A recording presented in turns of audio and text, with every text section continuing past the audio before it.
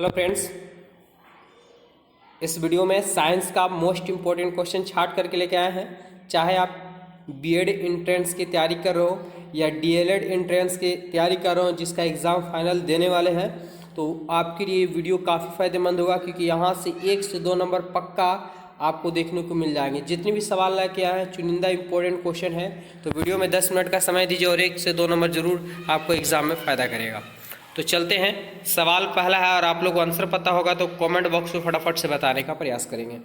आधुनिक रसायन शास्त्र का जनक किसे माना जाता है? आधुनिक रसायन शास्त्र का जनक क्या रदरफोर्ड है, ओटो हन है, या मेडलिफ है, या लवेसियर है? तो आधुनिक रसायन शास्त्र का जो जनक माना जाता है वो लवेसियर को माना जाता है। ऑप्शन नंबर डी यहाँ पे बिल्कुल सही हो जाएगा। जिनका भी आंसर होगा पता कमेंट बॉक्स में फटाफट से बताते जाएंगे। सवाल अगला कि पदार्थ की अवस्थाओं की अधिकतम संख्या क्या है? और इसमें सवाल में बहुत से विद्यार्थी कन्फ्यूजन हो जाते हैं। तो पदार्थ की मूल अवस्था होती है 3, लेकिन अगर लगा दें आप सवाल में कि अधिकतम कितनी होती है, तो पदार्थ की अधिकतम अवस्था जो होती है वो 5 हो जाती है। ठीक है, आप इस सवाल को माइंड में रखेंगे। अगले सवाल की ओर बढ़ते हैं कि हवा एक क्या है? बेहद ही खास क्वेश्चन है और बहुत से विद्यार्थी कन्फ्यूजन हो जाते हैं। तो हवा एक क्या है? क्या शुद्ध मिश्रण है? तो शुद्ध मिश्रण नहीं है। क्यों? क्योंकि आपको पता होगा कि वायुमंडल में 78% नाइट्रोजन है, 21% ऑक्सीजन है और 0.03% कार्बन है तथा 0.02% जो है 7% के आसपास अनेक प्रकार की गैस है। तो शुद्ध मिश्रण होगा नहीं। केवल यौगिक नहीं है यौगिक मिश्रण।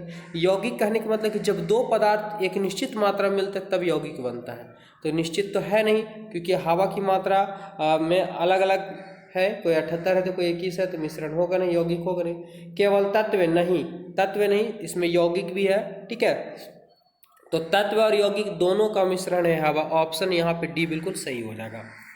अगले सवाल की ओर बढ़ते हैं कि विश्व का प्रत्येक पदार्थ अत्यंत सूक्ष्म कणों से मिलकर बना होता है। बिल्कुल, विश्व में जितने भी पदार्थ बने हुए हैं वो अत्यंत सूक्ष्म कणों से मिलकर बना होता है। यह सर्वप्रथम किसने कहा था?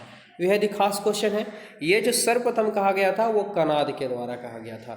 ऑप्शन यहाँ पे बी बिल्कुल करेक्ट आंसर हो जाएगा। ठीक है, इस बात को हमेशा ध्यान रखेंगे। बेहद ही खास क्वेश्चन है। टोटल पदार्थ का परमाणिक सिद्धांत सर्वप्रथम किसने दिया था? सवाल है कि पदार्थ का परमाणिक सिद्धांत सर्वप्रथम किसने प्रस्तावित किया था? तो पदार्थ का परमाणिक सिद्धांत जो सर्वप्रथम प्रमाणित किया था वो किया था जॉन डाल्टन ने। कौन किया था? जॉन डाल्टन ने किया था। बेहद ही खास क्वेश्चन है टोटल। अगला सवाल है कि वर्ष 1897 ईस्वी में इलेक्ट्रॉन की खोज किसने की थी? 1897 ईस्वी में इलेक्ट्रॉन का खोज किसने किया था? तो ऑप्शन की अगर हम बात करें तो जे थॉमसन। कौन किया था? J Thomson.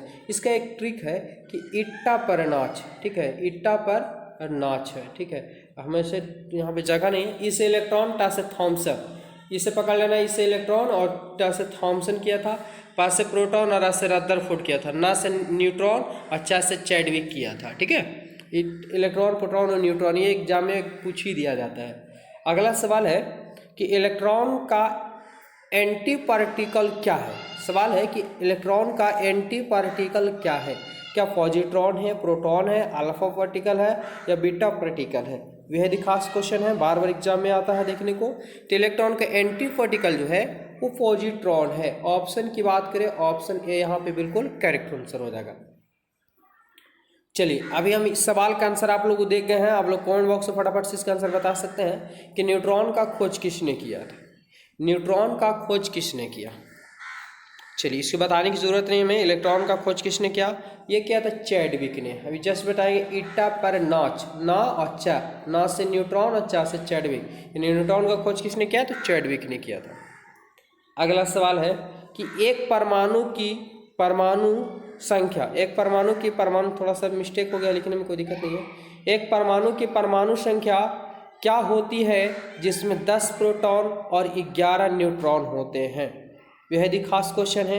चलिए फटाक से बताएंगे।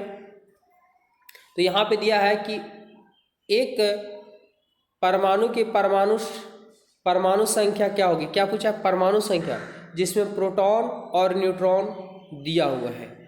तो इसकी राइट आंसर की अगर हम बात करें तो राइट आंसर हो जाएगा आपका पास ऑप्शन नंबर बी, क्योंकि परमाणु संख्या वही होता है जो प्रोटॉन की संख्या होता है। ठीक है, तो प्रोटॉन संख्या यानी प्रोटॉन की संख्या यानी आपकी परमाणु संख्या ही हो जाती है, और इलेक्ट्रॉन तो नगण्य मान लिया जाता है, और प्रोटॉन और न्यूट्रॉन को जोड़ देंगे तो द्रव्यमान संख्या बन जाता है। चलिए अगले सवाल की ओर बढ़ जाते हैं। वैसे का सेम टू सेम सवाल है। देखिए यहाँ पर क्या दिया हुआ है कि एक परमाणु की, यहाँ पे आप देख चुके हैं कि ये दे चुके हैं आपके पास क्या, द्रव्यमान संख्या। इसके पहले वाले में दिया हुआ था परमाणु संख्या और यहाँ पे दिया हुआ द्रव्यमान संख्या। तो आपको सोच समझ के बताना होगा इस सवाल का, और ऐसे एग्जाम में एक देखने को मिल जाते हैं। एक परमाणु का द्रव्यमान संख्या 23 और परमाणु क्रमांक 11 है, तो प्रोटॉन की संख्या क्या होगी। 10 नंबर सवाल का आंसर बताना, फटाफट से बता सकते हैं आप। क्या होगा इसका राइट आंसर, क्या होगा इसका राइट आंसर। चलिए फटाफट से। तो क्या पूछा है यहाँ पे कि एक परमाणु का द्रव्यमान संख्या 23 है, तो एक परमाणु का द्रव्यमान संख्या 23 है और परमाणु क्रमांक 11, तो प्रोटॉन की संख्या। अभी हम आपको जस्ट बताए गए थे कि जो प्रोटॉन, यहाँ पे पेंसिल लेते हैं, ठीक है, हाँ पेंसिल, जो प्रोटॉन की संख्या होती है, प्रोटॉन की संख्या होती है वही परमाणु संख्या होती है। तो प्रोटॉन 11 दिया हुआ हो तो प्रोटॉन 11 दिया हुआ तो परमाणु संख्या भी वही होगा। अगर परमाणु 11 दिया हो तो प्रोटॉन की संख्या भी वही होगा। और आपको पता हो गया कि द्रव्यमान संख्या बराबर जो होता है, द्रव्यमान संख्या बराबर वो प्रोटॉन की संख्या और प्लस न्यूट्रॉन की संख्या, ठीक है। और प्रोटॉन को बोल सकते हैं हम क्या, परमाणु संख्या। चलिए अगले सवाल की ओर बढ़ जाते हैं, और सवाल है कितने प्रकार की क्वांटम संख्या होती है। कितने प्रकार की क्वांटम संख्या होती है। ऑप्शन की बात करें हम तो ऑप्शन जो हो जाएगा डी, यानी 4 प्रकार की होती है। क्वांटम संख्या 4 प्रकार की होती है। अगले सवाल की ओर बढ़ जाते हैं फटाफट से और देखेंगे सवाल क्या है कि परमाणु जिसमें प्रोटॉन की संख्या समान किंतु न्यूट्रॉन की संख्या समान होती है क्या कहलाता है। बेहद ही खास क्वेश्चन है। तो ध्यान दें कि जिसमें यहाँ पे दिया हुआ कि जिसमें प्रोटॉन की संख्या तो समान होती है लेकिन न्यूट्रॉन की संख्या समान नहीं होती है, क्या कहलाता है, ये कहलाता है समस्थानिक कहलाता है। ठीक है, क्या कहलाता है, समस्थानिक कहलाता है। राइट आंसर ऑप्शन डी हो जाएगा यहाँ पे। अगला सवाल है कि जब किसी तत्व के परमाणु की एक से ज़्यादा द्रव्यमान संख्या होती है, ध्यानपूर्वक समझना होगा कि जब किसी तत्व की परमाणु की एक से ज़्यादा द्रव्यमान संख्या होती है तो उसे क्या कहते हैं। चलिए इसकी राइट आंसर की हम बात करें तो जब तत्व की परमाणु संख्या एक से ज़्यादा होती है तो उसे आइसोटोप कहते हैं। क्या कहते हैं, आइसोटोप कहते हैं। सब एक जैसा नाम होता है लेकिन आप माइंड में रखेंगे आइसोटोप, जब एक से ज़्यादा द्रव्यमान संख्या होती है तब। अगला सवाल है कि रेडियो सक्रियता की परिघटना की खोज किसने किया था। रेडियो सक्रियता की परिघटना का खोज किसने किया था, तो ये जो खोज किया था हेनरी बेकेवल्स ने किया था। Right answer option number C, Henri Becquerel ने किया था रेडियो सक्रियता का खोज। अगला सवाल है रेडियोधर्मी वस्तुओं को किस बने पत्र में रखना चाहिए। यानी रेडियोधर्मी वस्तु जो होते हैं, एक होता है रेडियो सक्रिय पदार्थ जिससे स्वतः प्रकाश निकलते रहता है। ठीक है, तो यहाँ पे पूछा है कि रेडियोधर्मी वस्तुओं को किस बने पत्र में रखना चाहिए। शीशा का पात्र बना होना चाहिए, इस्पात का होना चाहिए, लोहा का होना चाहिए, एल्युमिनियम का होना चाहिए। इसके राइट आंसर की बात करें तो ये शीशा का पात्र होना चाहिए। ठीक है, शीशा का रेडियोधर्मी वस्तु को रखने के लिए। अगला सवाल है कि रेडियोधर्मी तत्व किसका उत्सर्जन करते हैं। रेडियोधर्मी तत्व किसका उत्सर्जन करते हैं, क्या होगा इसकी राइट आंसर। बहुत अच्छा, तो रेडियोधर्मी पदार्थ जो होते हैं क्या प्रवैगिक किरणों का करता है, अल्फा बीटा तथा गामा किरणों करता है, रेडियो तरंग का करता है, अवरक्त किरणों करता है। तो रेडियोधर्मी तत्व जो उत्सर्जन करते हैं अल्फा बीटा तथा गामा किरणों का करता है। ठीक है, चलिए अगले सवाल की ओर बढ़ जाते हैं।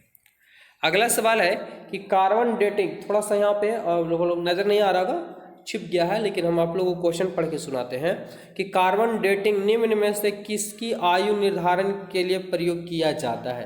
यानी कार्बन डेटिंग का प्रयोग कहाँ किया जाता है, क्या जीवाश्म की आयु पता करने में, या पौधे की आयु पता करने में, या चट्टान की आयु पता करने में, या इनमें से किसी में नहीं। बहुत अच्छे, बेहद ही खास क्वेश्चन है। तो ये किया जाता है जीवाश्म में, जैसे कोई जानवर मर गया, जीव जंतु मर गया, पहाड़ विलुप्त हो गया, तो जो पुराने अवशिष्ट पदार्थ जो मिलते हैं उससे उसकी आयु पता कर लिया जाता है। किसके माध्यम से, तो कार्बन डेटिंग के माध्यम से। ठीक है। जैसे अगर मान लें कि कोई नदी है और नदी में किसी का हड्डी मिल जाता है इंसान का, तो ये पता लगाया जा सकता है कि ये हड्डी कितना वर्ष पुराना है, 100 साल, 200 साल, 300, 500, हज़ारों वर्ष पुराना, लाखों वर्ष पुराना रहेगा, तो कार्बन डेटिंग के माध्यम से पता चल जाता है। कोई पहाड़ है, पहाड़ कितना वर्ष पुराना है इसकी जानकारी तो पता नहीं चलता है, लेकिन कार्बन डेटिंग के माध्यम से पता कर लिया जाता है। बहुत ही अच्छा है पुरानी आयु पता करने में लिए। चलिए अगले सवाल पर जाते हैं। 2-3 सवाल और है, वीडियो में बने रहिएगा क्योंकि एग्जाम में पक्का यहाँ से 1-2 नंबर मिल जाएगा आपको। रक्त कैंसर की रोकथाम में प्रयोग किए जाने वाला रेडियो समस्थानिक कौन सा है? कहने का मतलब हुआ कि जिसको ब्लड कैंसर हो जाता है उसको रोकथाम किया जाता है, वो रोकथाम प्रयोग करने वाला रेडियो समस्थानिक कौन सा होता है? क्या आयोडीन 131 है, सोडियम 24 है, फास्फोरस 32 है या कोबाल्ट 60 है? ये आपको बताना है। तो ये जो है आपके पास फास्फोरस 32 का प्रयोग किया जाता है ब्लड कैंसर में रोकथाम के लिए रेडियो समस्थानिक पदार्थ का, ठीक है, फास्फोरस 32। चलिए अगले सवाल बढ़ जाते हैं। अगला सवाल है कि किस प्रकार की अभिक्रिया से सबसे अधिक हानिकारक विकिरण पैदा होती है? विकिरण यानी किरण, आपको समझ जाना, किरण यानी रोशनी, ठीक है। तो किस प्रकार की अभिक्रिया में सबसे अधिकतम हानिकारक परावैंगनिक किरणें उत्पन्न होती है? इसकी राइट आंसर की बात करें तो जो विखंडन अभिक्रिया होती है, जैसे बम ब्लास्ट होता है, ठीक है, तो वहाँ पे विखंडन होता है, तो विखंडन अभिक्रिया में सबसे ज़्यादा विकिरण उत्पन्न होती है, यानी रोशनी उत्पन्न होता है, चिंगार उत्पन्न होते हैं, ठीक है। चलिए विद्यार्थी अगले सवाल की ओर बढ़ते हैं। और सवाल अगला कि परमाणु बम किस सिद्धांत पर आधारित होता है? आप लोग जानते होंगे कि सूर्य में हाइड्रोजन और हीलियम मिलकर के नाभिकीय संलयन कर रहे हैं, जिससे विशाल मात्रा में ऊर्जा मुक्त होती है। और परमाणु बम जो होता है उसका भी अपोजिट होते हैं। परमाणु बम जो होता है नाभिकीय विखंडन की भी क्रिया करता है, न्यूट्रॉन से बमबारी किया जाता है थोरियम पे, ठीक है। चलिए तो परमाणु बम किस सिद्धांत पर आधारित होता है? तो परमाणु बम जो आधारित है वो होता है विखंडन पे। तो विखंडन तो यहाँ पे दो ऑप्शन है, ऑप्शन बी में भी और सी में भी। लेकिन परमाणु जो बम विखंडित होते हैं वो नियंत्रित नहीं होता, क्या होता है? अनियंत्रित होता है, ठीक है। तो अनियंत्रित नाभिकीय विखंडन पे आधारित होता है। चलिए बस इसमें इतना ही क्वेश्चन हम लिए थे। कैसा लगा ये वीडियो कमेंट करके जरूर बताइएगा, और आप लोग प्यार सपोर्ट जरूर दिखाइए, ठीक है, कमेंट कीजिए ताकि हमको पता चले, और एक से एक आप लोग क्वेश्चन लेकर के आने का प्रयास करते हैं, और जो भी अपडेट होगा हम आप लोग को अपडेट देते जाएंगे। बहुत बहुत धन्यवाद। चैनल को जरूर सब्सक्राइब कर लीजिएगा। जय हिंद सभी को।